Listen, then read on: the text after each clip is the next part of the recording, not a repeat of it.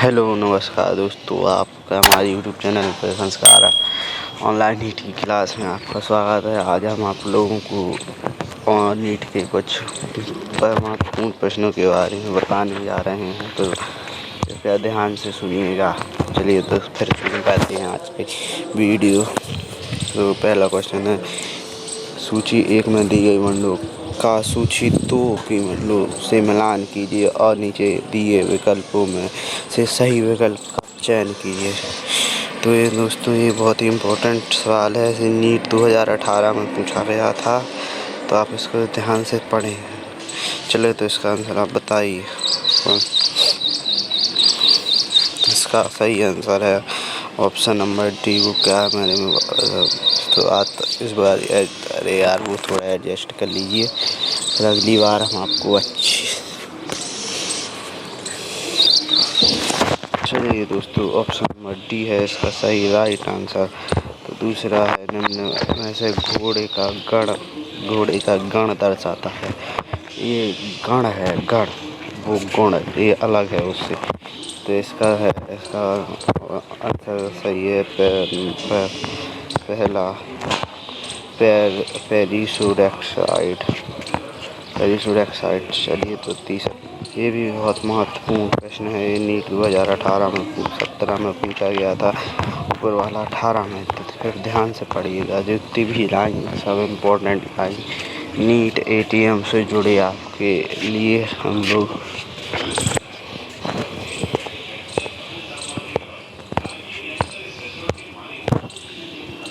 चलिए तो तीसरा क्वेश्चन आ गए हैं। इसका क्वेश्चन है, पादपालय पत्त हार्मोनियम सीड कहते हैं, हार्मोनियम सीड कहते हैं कि नामपत्र में निम्नलिखित में से कौन सी सूचना अंकित नहीं होती। तो इसका है पादप की ऊंचाई आंसर। इसका ऑप्शन नंबर ए सही। और ये कई बार 2016 में पूछा गया था, तो बहुत इम्पोर्टेंट क्वेश्चन है। चलिए तो फिर आगे क्वेश्चन पढ़ते हैं।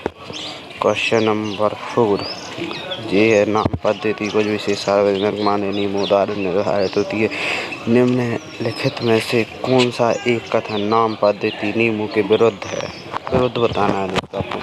तो ये भी बहुत इम्पोर्टेंट है। ये नीट 2016 में पूछा गया था तो आपसे। तो इसका राइट आंसर अपन लोग देखते हैं। तो इसका राइट आंसर है, चलिए दोस्तों, तो इसका राइट आंसर है ऑप्शन नंबर डी वाला। अगर आप किसी को जिसको क्वेश्चन का आंसर पता हो तो वो हमें कमेंट बॉक्स में बता सकता है। चलिए क्वेश्चन नंबर 5 में है, निम्नलिखित में से कौन सा कथन सही नहीं है, यानी कौन सा कथन सही नहीं है। इसमें से 4 ऑप्शन दिए हैं, 4 ऑप्शन। चलिए तो मैं बताता हूँ, इसका सी नंबर का सही है। और दोस्तों, ये नीट 2013 में पूछा गया है, बार बार पूछे जाने वाले प्रश्न हैं ये, कृपया ध्यान से पढ़िएगा। क्वेश्चन नंबर 6 में आ गए हैं अपन लोग।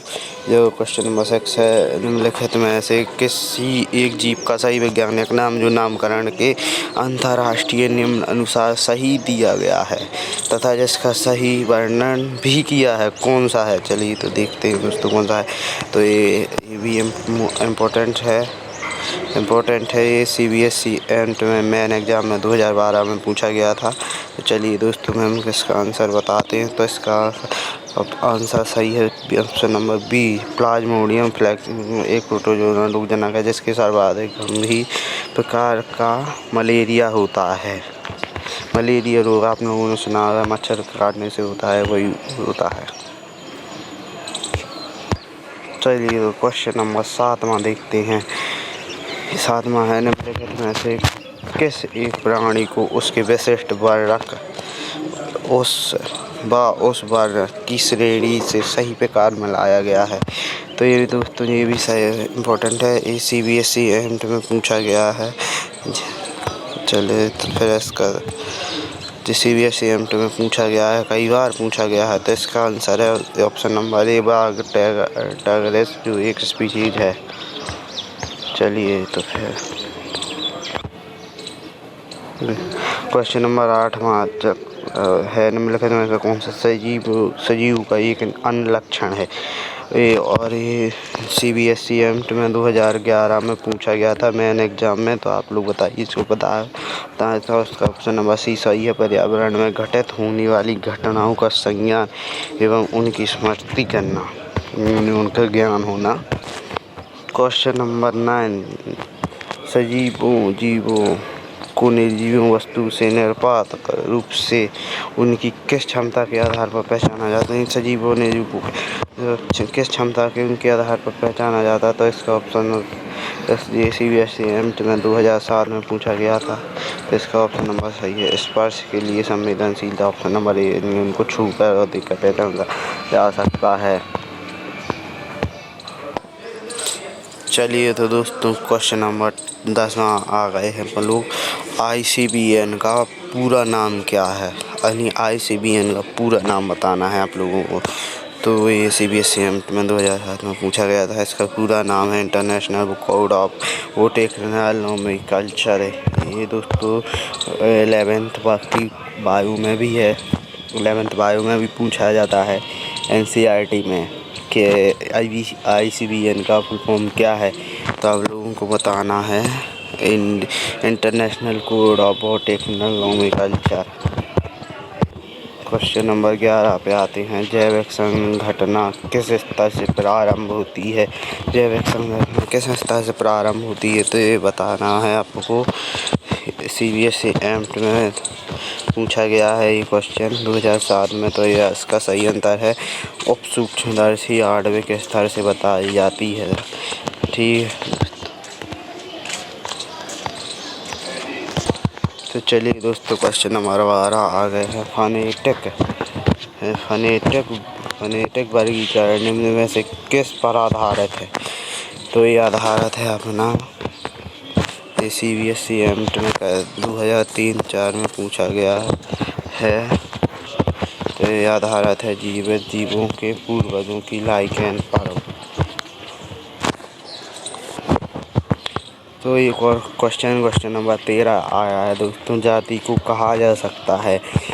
ये क्वेश्चन 11th बायो में भी बहुत बार पूछा जा सकता है। बहुत ही महत्वपूर्ण क्वेश्चन है परीक्षा की दृष्टि से।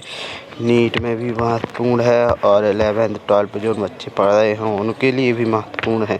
तो चलिए इसका आंसर होगा सी, ऑप्शन नंबर सी वाला। वर्गीकरण की सबसे छोटी इकाई को क्या कहते हैं। जाति कहते हैं। चलिए ठीक, चलिए तो क्वेश्चन नंबर 14 आ चुके हैं अपन लोग। जैव वर्गीकरण विज्ञान का उद्देश्य है। जैव वर्गीकरण विज्ञान का क्या उद्देश्य है, तो इसका उद्देश्य है, इसका आंसर सही है सी वाला, जीवों का वर्गीकरण करना जो उनके विकासीय इतिहास पर आधारित हो तथा सभी अध्ययन क्षेत्रों से विविध पांचलों की सफलता पर उनका जातिवृत्त स्थापित करना। चलो ठीक है दोस्तों। चलिए तो क्वेश्चन नंबर 15 पे आ चुके हैं अपन लोग। तो क्वेश्चन नंबर 15, फोटोथियोटोप्स के लिए क्या सत्य है। तो ये फोटोथियोटोप्स के लिए क्या सत्य है, CBSE एम्ट में 2001 में पूछा गया था। तो ऑप्शन नंबर बी सही है। ये विकिरणों से ऊर्जा तथा कार्बनिक यौगिक से हाइड्रोजन प्राप्त करता है। क्वेश्चन नंबर 16, वंश की तुलना में कौन सा लक्षण कम सामान्य है। तो यह वंश की तुलना में सबसे कम सामान्य लक्षण है जाति। चलिए तो क्वेश्चन नंबर 17, सभी जीवित तंत्रों का सर्वाधिक महत्वपूर्ण लक्षण है। यानी सभी जीवों का महत्वपूर्ण जीवित है इसका क्या लक्षण है। तो CBSE एम्ट में 2000 में पूछा गया था। तो चलिए फिर हम आपका आंसर बताते हैं। अनुवांशिक सूचना का प्रतिलिपि करना, यानी अनुवांशिक सूचना को लाना, यानी कुछ।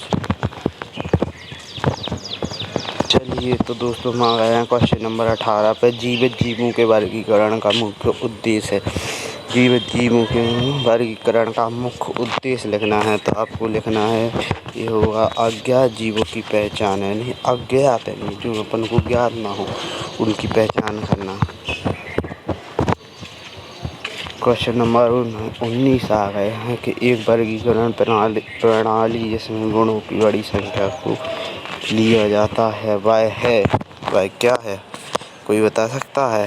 प्राकृतिक, अरे मेरा लगा है तुम उसी को देख के बता दोगे क्या है वो क्या है। PDF थोड़ी सी डिस्टर्ब सी हो गई है तो उसमें से अगली बार से चलाएंगे। प्राकृतिक प्रणाली इसका सही आंसर है। तो चलिए दोस्तों, ये आज का फाइनली लास्ट क्वेश्चन है। जेनेरा प्लांटेरम नामक पुस्तक किसने लिखी थी? जेनेरा नामक पुस्तक किसने लिखी थी? तो इसका सही आंसर है बेथम तथा हॉकर ने। ये दोस्तों 11th में भी पूछा जाता है कि बेथम तथा हॉकर ने कौन सी पुस्तक लिखी थी। तो इसका सही आंसर है जेनेरा प्लांटेरम। मतलब कोई भी पूछ सकता है।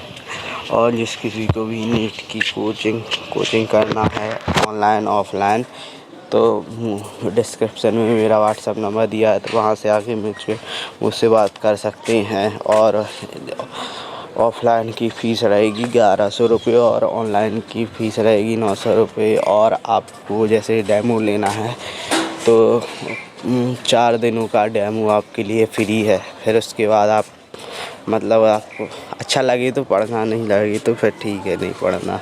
और जिसको भी पढ़ना हो तो मुझसे कांटेक्ट करें, डिस्क्रिप्शन में मेरा नंबर है।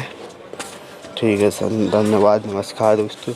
और जिसने भी जो भी हमारे चैनल बनाया है सब्सक्राइब, लाइक से सब्सक्राइब ज़रूर करें और अपने दोस्तों के साथ शेयर ज़रूर करें। ठीक है, धन्यवाद दोस्तों, नमस्कार। आप मिलते हैं अगली वीडियो में।